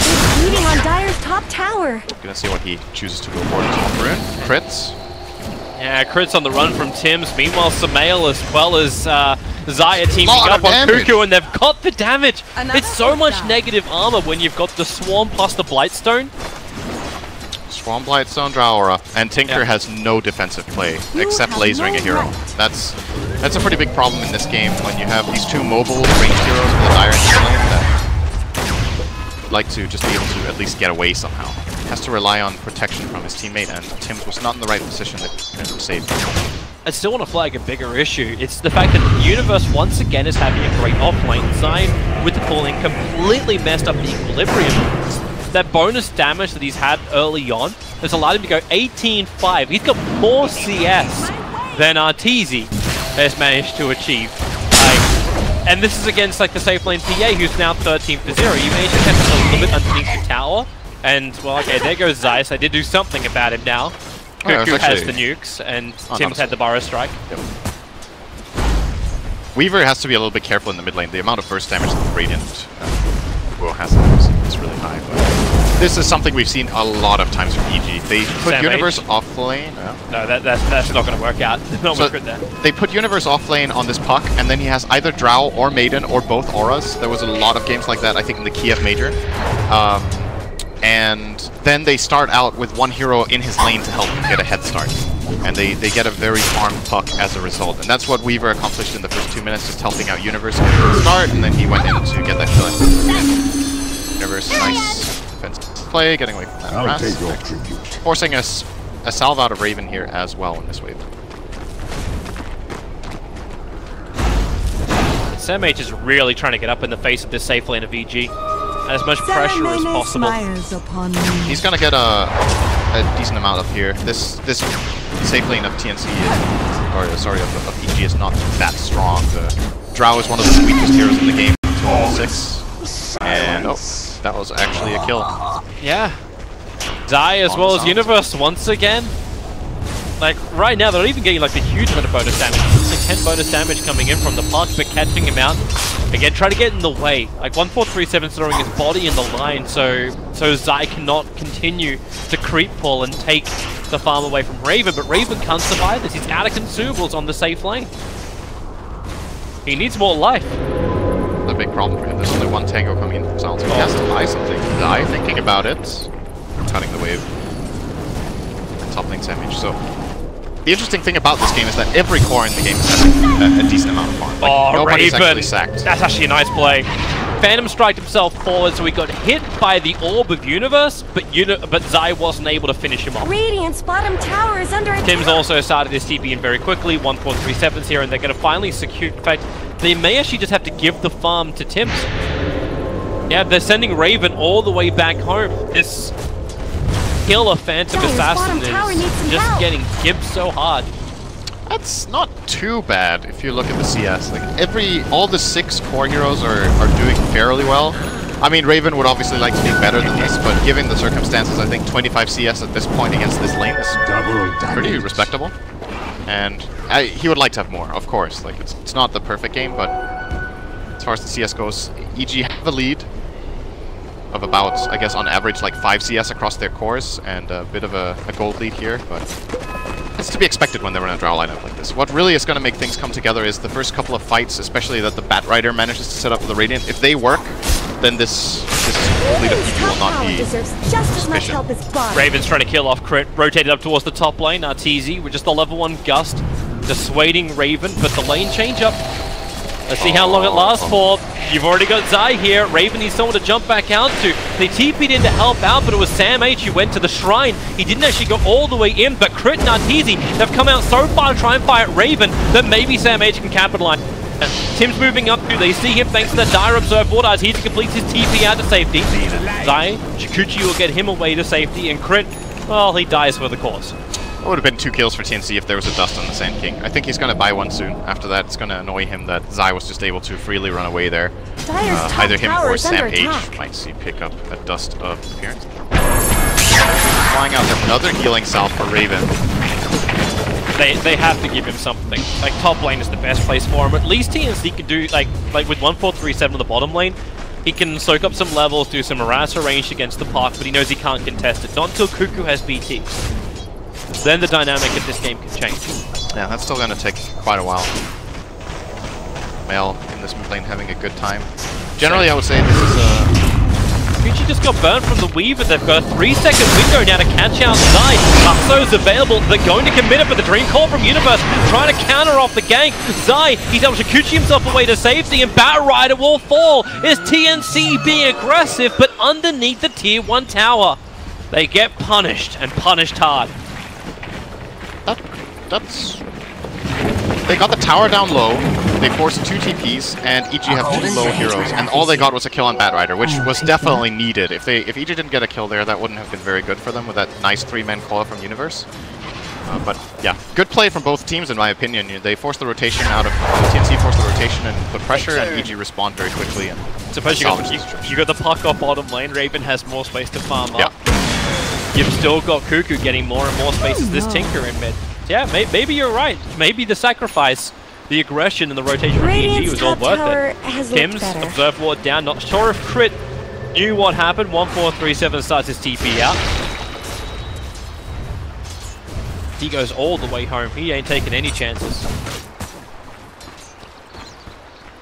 Mid lane here. I still think this is going to be very crucial. You said the Tinker's BOTs are important. And Sumail and the Mirana, I think this is generally a fairly Tinker-favored lane, but the Drow Aura makes a very big difference. And in addition, there's been quite a bit of chaos in here. The Courier being sniped level 1 is actually the reason. We haven't really talked too much about that, but that was the 1k gold lead EG had, was the Courier snipe. So, mid lane Sumail sitting in Invis. Yeah, but there's a sentry ward. It's just a little bit further to the north. It sees Zai coming in, so Cuckoo knows he has to back up, but the arrow from Sumail and the Starfall damage. You make a fine Binding with the swarm of Zai. Very nice kill. Allows for a very good kill, so the timing of it was perfect. He's hitting it now 1600 gold. Really trying to get BTs. Sam H. Universe is taking a lot of damage from this flame break. With the curse as well, 1-4-3-7 the damage. They need more. They don't have it. Buck gets home. Radiant's middle tower could use some help. Went Soul Ring. I'll take your treatment. That's the first time I've seen that. So generally what he does is he goes treads and then into straight blink. Radiant's middle tower shouldn't have to take this abuse. It's like he wants to solve some mana problems. We've seen Raindrop being the solution in the past. Raindrop Dire's +1 bottom can often tower take is you under pretty far. attack. Soul Ring definitely will not have those mana problems to push out waves. I don't think I've ever seen anyone do it. maybe it's been happening recently in games I haven't watched, but Soul Ring on Puck don't go hand in hand in my book. It's very... It does seem like an odd combination, especially when you have like the natural regeneration. It's basically a second. It makes a lot of sense. I play a lot of Puck myself, and often you find yourself without mana. But usually the way you go around it, as I said, is that you get a range drop and then into Yules after the blink, but it still takes a long time, and maybe he's just been testing this out, where if you go Soul Ring, you can farm so much faster that after 10 minutes it's paid for itself. And then it's better than going for the blink. 1437. Gonna go for a quick curse over on Snipe. Universe gonna orb himself away to safety of TNC. They brought 4 heroes in bottom tower, and they still don't get it. The catapult too strong. Tower is under attack. Arteezy activated the Drow aura, and that range creep, or that siege creep, just did 100 damage in one shot. And they were not ready for it. He's not ready for this. At least he has his BT, so even if he dies right now, which he definitely does, he still has his BTs available, but Samael going for more. 1437 burns the shrine. Sam H was thinking about coming into the regeneration area, but now this just allows EG to look for a third kill, going one after the other. Universe was going to be safe. The lasso just cannot control anything when Crit's nearby. And as I mentioned before this game started, if TNC get through the laning stage well, they're going to have a really good chance. This laning stage looked okay 5 minutes ago, but now it's starting to really hurt. They've lost 2 towers, they've lost multiple heroes. Top 3 on CS are EG's heroes, and EG are only going to get more and more key items now. So I think this laning stage didn't go well enough for TNC. That doesn't mean they can't come back and take some good fights here, but it's going to be a bit of a struggle. They might need to buy time, but I feel like with every minute they're going to get more and more out farmed and get picked off, so it's a bit of a tricky situation they've put themselves in here. 5k behind, approaching 6k. At least the experience is only 2,000 in favor of EG. Yeah, that's the courier snipe. Oh, the arrows, the observer ward, Samael just saw it perfectly. Tim's had no idea what hit him until it literally hit him. Samael is playing without Moonlight. Suppose when your team doesn't need it? I guess so. This isn't no Heroes of New Earth team. And Moonlight Shadow at level 7 without attack. I think the Moonlight Shadow is, you know, it's also an aggressive. Use it to find gigs instead of arrows for yourself, but so far in this game hasn't needed it. And of course, if you go for this build, you have a really high damage advantage. Wow. Everyone else is happy about that. 44 damage is being added to every other hero on EG at the moment. He didn't take a talent either. Skilled arrow over 150. But yeah, the Drow is doing great. And usually what we've seen teams do against EG, they run their Drow, so they try to contest the Drow's lane and shut down Arteezy so that the team doesn't benefit so much. But then the other 2 lanes generally go well. And TNC's approach in this game was different. Focus on their safe lane and mid lane, and so far that has not paid off at all as they were hoping. I'm still waiting for TNC to try to make a move. Like, they finally have all of their abilities online that they should want to have. They have Global Silence, Sand King Stun, Epi, they have Lasso with drums, but they're not finding it. No. They've been here before. Like, they're finding Tinker. Yeah, bottom lane, back to the tier 2 town. Zai's nearby, and the laser at least going to stop him from killing him off. Oh, Universe is so close to spoiling there. Man, they actually need that Aghanim 7 run. Like, everyone needs to be blind in this game. At least they're using regeneration through the Samael. Hello! Through the arrow up, looking for a target. They go for the curse. 1437 doesn't have matter. Now he does for the global silence, allowing to find the kill onto Samael. Sam H will take it for the 451 gold. And they'd love to get a little bit more. The tier 1 tower appears to be their target. And he's managed to find one. Burrow strike from Tim this time. He was looking to catch Universe mid-jaunt away. The Universe Dream Call holds Tim for Sam H in position.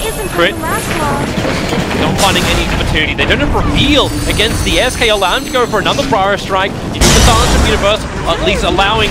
Okay, so there it is. The lasso is not allowing for anything. I was going to say, allowing Sam H just to watch everything going on. Yeah, EG are dropping the ball a little bit there. I feel like they didn't to lose anyone else than just the Mirana. TNC get more than what they came for. They got 3 kills, almost got the tower. And the Mirana kill in itself was really good, but they're going to be feeling very happy with what they just accomplished there in the last minute. Pretty much knocked EG's advantage in half within 30 seconds. that point where you feel like you found nothing. You smoke gank, you go through the entire jungle, you get observer wards down. It's like the consolation prize to a smoke. And you wait for Tinker to actually have a crack at him. Yeah. But then you find the 3 kills around the baited Samael. Yeah. At least EG do have a good aggressive blink. They're watching SamH pretty closely. He's rapidly approaching his own Blink Dagger, sitting it now at 1900 gold, and EG have been very good at shutting down those heroes that are looking for those critical items. Originally it was keeping the BTs of Tinker down, then they just turned their attention towards the Batrider. Soon Samael, just barely missing that arrow on 1437. He was AFK, so it missed. He was literally standing still. There was an arrow flying right next to him. He didn't see it at all. He just stood there and was like, oh, that's fortunate. Syndra's guide to avoid arrows. Take hands off keyboard and mouse. Stand still. It's the classic thing with, you remember, Sync used to play a lot of Mirana back when he was playing competitively, and he said it's way harder to hit arrows in pubs than in competitive, because I have no idea what these idiots are doing. But this time it's the other way around, you know? And it's just next level the potting. You just stand still and he arrows and you're like, oh, there's an arrow. Okay. My prediction skills are meant to be amazing. You've got Samael, like, you think at the moment from TI6, his prediction arrow was absolutely perfect, and... Can't predict if your enemy takes his hands off the keyboard. Yep. Good. Well, you add the RNG. Let's try to catch up a little bit on items. So Raven went for a Vanguard build this game on his Phantom Assassin. Felt like he needed to tank up. This makes the hero very tanky. He has 150 health talent and a Vanguard, as well as the wand to go. So tanky and sustainable against this dire lineup. Building in toward the Deso. Actually, we might need to wait with the rest of the items. They Moonlight Shadow. This is a big moment. SamH could make a big play here. The smoke is broken now. They don't have detection. Moonlight Shadow will wear off in 2 seconds time, so they fly up. The sentry ward is down. They found the target with a false promise. Allows Samael to bail out of this one. The Dream Call making sure Senking has to stay exactly where he is. He has his epicenter available, but EG don't lose anybody. A quick sandstorm. Zai, Burrow Strike away. Tim's on the run from him. He has enough damage. Of course, he's got a frickin' Drow Ranger behind him. So Zai, Shikuchi's pawn, they want trigger off the shrine, and they're gonna get it. Universe jaunted himself into the middle of all of TNC. They're bailing out of the shrine. The arrow will connect onto Tim's. He knew what he was gonna do that time, but no one from EG is close enough, or is he? Zai, you know he just wants to slip through the back lines and find somebody, but with Universe down, maybe think second thought about it. That was a bit of a pretty scrappy fight, but at the end of the day, I think TNC come out slightly ahead there. They get the mid-tower. They lost their silencer before he even got global off, so that fight could have been a lot better for them if he got that spell off. But EG still managed to at least get a kill on their way out. That Shadow Blade being put to use already as the Batrider Tims, the Burrow Strike. It'll save SamH. He went down to 60 HP. The Global Silence combining with the Epicenter. They turn around onto Drow Ranger with the Flame Break. She'll burn from this. Oh, will she? The damage. Oh, to keep her alive. She'll stay alive. Okay. No, here comes another Sentry Ward. Cuckoo with his TP forward. Finds the kill onto Arteezy. Crit did everything humanly possible with no false promise. Oh, it actually takes longer than I thought. Maybe he's fine. Bad. Get the bug off that 1437. It's the infestation. Raven's going in. The silence is there from Universe with the lasso. Quickly from Samael. Support is there. Crit this time around. He had the false promise to break it. So you've lost Samael. You're losing more. Maybe Raven. This is his time to shine. Needs the vision once more. Zai fighting an Invis. Cuckoo brings him the support. Master Machines to give him the cover fire. PA still trying to get the bug off him and get rid of that negative armor. Zai running through the Master of the Machines. Revealed for half a second and gets rocketed to oblivion. EG! Ouch. Man, you're calling the other fight scrappy. That's scrappy do right there. That was even more scrappy. Okay, Silencer did die, Toby, so that was the important part. Critical. Saw it coming. Saw it coming when they went on him. He was definitely going to get into a 30-second fight and die in the middle of that. But he got Global Silence off, GG. I thought he was going to die really fast, but actually a very nice counterplay there from TNC. So 1437 ran to the left, and they were chasing him with both the Mirana and the Weaver, and if both of them get like 2 attacks off, he just dies. But there was a very quick Stifling Dagger from Raven to slow down the Mirana, and then they counterplayed and turned it around very nicely. And at the end of the day there, EG again not really getting as much out of it as they would have hoped. Their gold lead is now down to 2K. And most of the time when we see EG have like this 5 or 6k lead with their Drow strats, they keep it. They roll with it, they extend it, and then they end the game at around 25-30 minutes. This game, that's just not going to happen. I don't think EG can break the base that early, and they need to play for plan B. But this was the problem you're talking about, the drafting phase, why you were favoring TNC a little more. And while, okay, no, bottom lane's not going to be a fight. Are you sure about that? Well, I'm surprised Sam Asian, he doesn't have lasso, it's on 5-second cooldown. He doesn't want to fight into it. Oh, there's many EG heroes. Blink Dagger just arrived. Tim's run away, but no! Universe, not only will he get the kill, he'll take the courier with it. Blinking forward, finding the pick. Is that the Tinker Ward that set all of that up? It was the Tinker Ward. Yeah, that's not really what you put it for, but you know, nice. You'll take what you get. Yeah. But it's still the underlying problem you're talking about. The fact that EG just don't have that front line. Like Zai is sort of becoming it, but he's spending most of his time invis running around, trying to do the damage. You don't have that big top damage yet from EG. He needs to be so careful. There's no hero on the Dire that can just go in with confidence. And it's because of the Global Silence. If Global Silence wasn't in this game, I think EG would be playing very differently. But they can't just run in their Mirana, for example, and just try to go for a kill knowing that there's going to be a false promise. The moment you commit into a fight, you're committed, and you're not getting out again. Then you need to have the stronger firepower. I think it's going to have to mainly come from this Arteezy Drow that is closing in on Silver Edge, and then maybe start opening up on the PA. Take her out first. Good scan from the Radiant. They're reading this movement very well. And might be looking for a counterplay. Everything is ready on both sides for a fight. Surveil, the leap forward. He's hit the arrow with the Dream Coil. Okay, that's where you use your magical burst damage to find the kill. And that Tinker Ward has provided so much value. I think it just got panned out by Sam H. He's like, you know what, guys? We just lost. Wait. Are they going to realize that Roshan's being done? Does PA have a look inside the pit? Roshan's so low. Raven's walking straight past it. Now Roshan gets triggered. He'll realize it. The Burrow Strike, it catches two, including the Chikuchiing Weaver.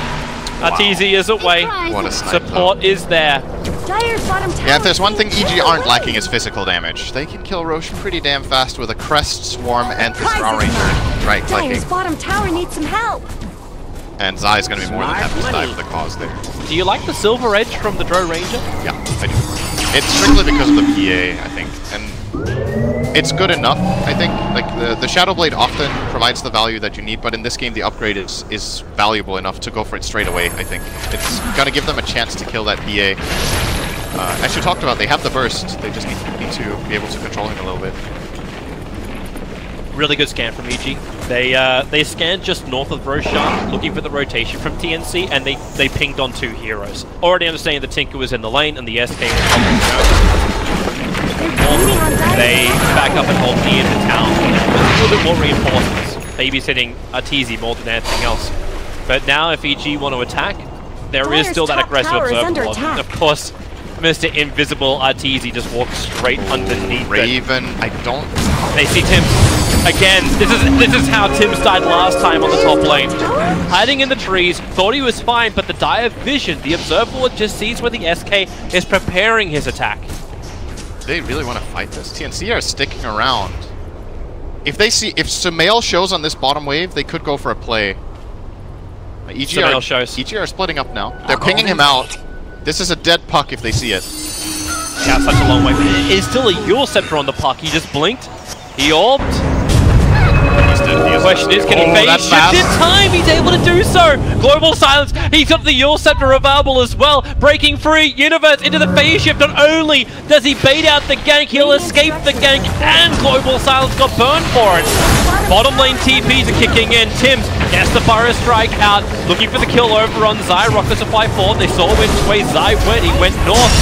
But there's no follow-up. In fact, Tims is going in into a different angle. It's to the Mirana. The Burrow Strike in. Arteezy. The epicenter is out. They dusted him up, so the reveal is on Arteezy. A gust creates a little bit of space, but not enough. Double sentries being planted down. They just... Yeah. Oh, they stopped the TP out from Tinker. That's really big. Cuckoo's got nothing left to fight with. 1437 can curse all he wants. Cuckoo kills himself on the edge of the Dream Call. The PA can do the work. Arteezy will fall. Both the sentries actually paying off. Now they turn their attention towards Zai. False Promise cannot protect him from the damage output that this PA can do.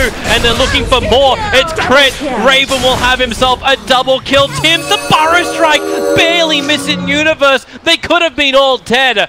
But EG will escape with Universe as the sole survivor of the EG war. That is a really, really big game for especially the PA. Look at that gold swing for him. 1,200 gold gained there for the PA, 800 for the Sandpig. In comparison, EG0 is barely gaining anything, just a little bit of gain for the puck, but TNC, this is getting scary now. I feel like TNC are leading the game, and you're looking at the gold and it's like slight EG, slight EG favorite, but their game plan is just not working out well enough. And that could have gone even worse for them. If Universe isn't there with that very clutch coil on the Tinker, I think they would have been destroyed that fight. It would have been 5 for 1, 5 for 2 maybe. So Mel just has to be very careful. This time again, he gets caught by the lasso with leap off cooldown, or on cooldown rather. That's right. He did have it.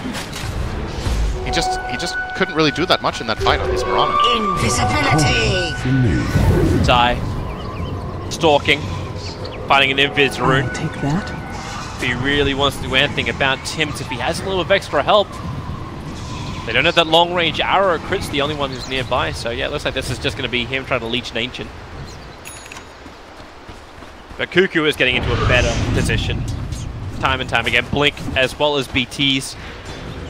I think the hard to catch him out. Yeah, he got the lens. You generally get lens on Tinker when your next item is the axe. Sometimes you can get it with Dagon, but I think the most common build-up is this exact one where the lens comes before the laser axe upgrade, and then you focus a lot on just getting laser on 2 heroes every single cast.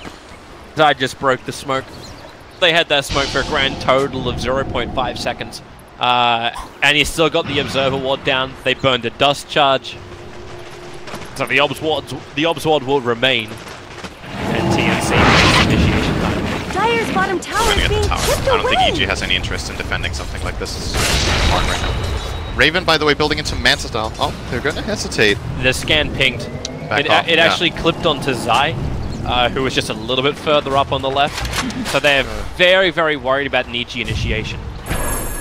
Bit of the scan actually kind of working against them. We're totally fine, but they don't have the information, and it gives EG a little bit of extra space to work with. You see how defensive they are with their Obs and Sentry? Like they put both the Obs and the Sentry inside the lane on the bottom. Under attack. So they're looking towards the tier 1 tower, looking for a Ranger to come in with that Silver Red to move in and just attack. But it doesn't happen. Now they take the tower, and he've continued to farm. Dire's bottom tower is being chipped away. Dealing damage to the tier 2 here.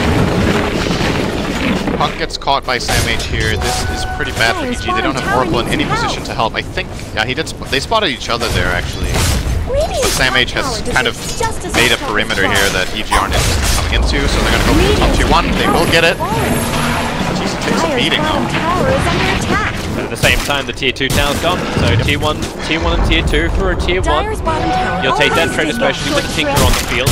More space for Cuckoo, more money for Cuckoo. He's now 100 gold away from having that Aghanims. Damn. Why, thanks. Yeah. It's a Phantom Assassin. Deso, Manta, and Vanguard. I'm not certain how they kill him. They have to... And if they even focus him. Like, do you focus a different target in the fight? PA is the biggest kill they can find, I think. But it's also one of the harder ones. They need the Silver Edge attack to break Blur, and then they need to hit a stun. The problem is their reliable stun is Dream Coil, and that doesn't last for... 1437 may die here. He's a little bit out, but at the same time, Arteezy being initiated on that Blink Burrow Strike. He's the bigger kill. Starts his TP. They need a crit, and with the damage they have, it will be enough. Oh! Ah, goodbye, Universe! I love playing this hero. You just love the Grave of Swords. Oh! Another hit, Zai! It feels good just to watch it, you know? Time-lapse this. Yep, he will. But too late. He's still taking the damage. He didn't want to go back into that horrible area. If he waited half a second longer, he might have been able to kill him with Courier. Alright, Raven, slow down. Don't crit on every attack, then you won't have it for the fight. Yeah, because he can control that. Just put down the Lucky Charm for a second.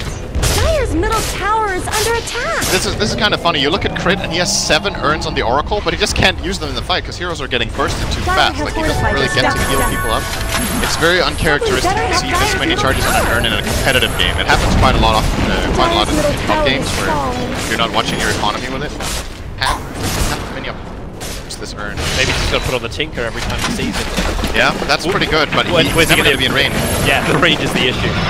Phantom Assassin going to be on the run and evade the attacks from Zai. Alright, Roshan is up in about 10-15 seconds. Both teams can kill this very fast. PA, one of the best heroes in killing Roshan. Innately wants to go for minus armor. Secret has the evasion, so she can just solo it. Even with just this 10% lifesteal talent, can easily solo out a Rosh here. And now EG, they need to make it now. That Abyssal's so close for Raven. But they're actually going to have straight lockdown control now too. Got the bat. Yeah. This guy is going to kill everyone. They don't get him under control. There goes the arrow. They're inside of Roshan. The PA illusion on his way in. Do they deal with it quickly? Committing Rift as well as some decent abilities. He's already triggered off his aura. And Tim, well, wait for the timing. Roshan is low. Stifling Dagger goes in. Rockets as well. Roshan still by the dive. And the epicenter! TNC! Lacquering it on top of Evil Jesus. Arteezy. Chris trying to keep him alive. Maybe it was enough heal. We'll see if he does pop or not. He doesn't. He's back to full life. They had the buyback from the Weaver. They need to win this fight, but Raven, he's in the thick of it. Looking for the crit. Damage will fall. They'll lose a Gem of True Sight. The Burrow Strike create a little bit more space here from Tims. They need a little bit more here, TNC. They haven't done it just yet. 1437 will fall. Is their buyback? You've still got Tims as well as Raven. This two-man Basher army killing off Evil Geniuses. Raven with the ultra kill. And Evil Geniuses committing heavily into that. Yeah, they bought back both the... What's that? It was just Weaver. So they bought back the Weaver, but they dive 5 heroes. Who even got the Aegis in that mess? I honestly, like... Aegis was on Sumail, and he died again. The cheese is... also used. Cheese was consumed. It might have been Arteezy who had it. He got healed to full. Cheese was consumed by Arteezy. Yeah. But in spite of that, so they had Aegis, Cheese, and a buyback, and they lost the fight. That's pretty bad. But of course, like the positioning EG are in to take that Rosh is a huge gamble play. I think it was the right choice to try to go for it. But if they get caught like that, 3 or 4-man laser twice, epicenter, 3-man burrow, you're just not winning that fight. But they kind of had to do something. They felt like they were flipping away. Are they going to force this? The Burrow Strike! The Sentry Ward was down. They saw him with a fresh Abyssal Blade in the front lines. Zai is gone. That's a dive back for him, and Cuckoo's looking for more. Crit has to false promise himself, allowing them to lasso Universe, bringing him down. And the bottom racks. It was Evil Geniuses that helped TNC fall apart. Now the shoe is most definitely on the other foot. And they get another Blink Burrow. Crit will fall.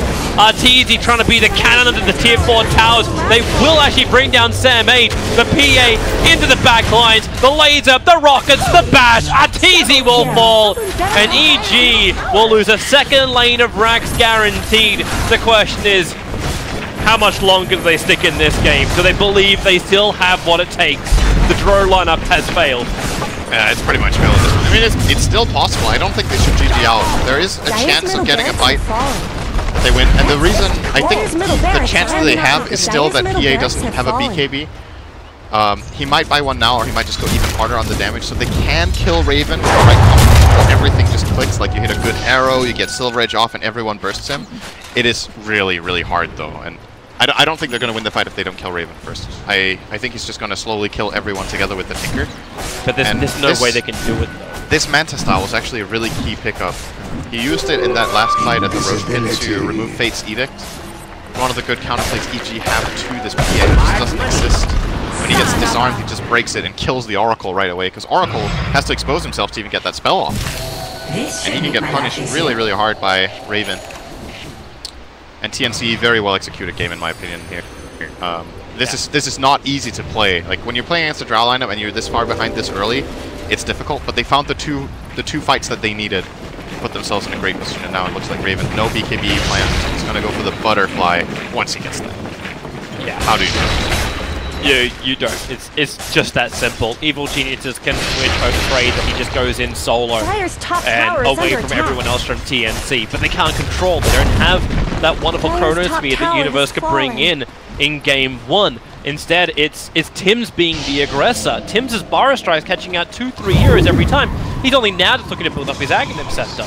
He's been hitting absolutely everything. I think he's done more control than we've seen from Sam H. Sam H is almost like that little distraction birdie, the red flag to the bull kind of thing. Go and attack this. Go and try to control this. Trick, you commit your false promise to control that. It's actually true. Like, you can't... He's level 15 on Bat Rider, and the Sand King's level 21. You can't false promise 3 heroes in a line style. No. And now you got the BKB at least for Arteezy. He has this, but it's got no way to give distance. Like, there's no... Like, also keeping in mind, like, he went for the Shadow Blade and the Silver Edge to try and counter against the Phantom Assassin. He never was able to get his Hurricane Pipe. He never was able to get that repositioning item, which you kind of need to have for Drow Ranger in the fight. Take us.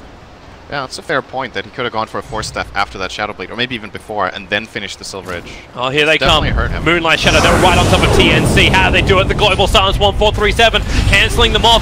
Zaya's low. Does he have a way out of this one? Will he survive blowing up the epicenter? BKB at least protects Arteezy for the moment, but Cuckoo into the trees, spamming out the damage, and Raven crits against Samael. Look at the damage! They can't even hit him! They're trying and trying, but the blind hitting the very, very visible. EG will lose 4 and the game. TNC will get a 1-1 result by taking game 2 in this first series of TI 7. I think Raven, for your fantasy team, I think you gave a lot of points. 19-0.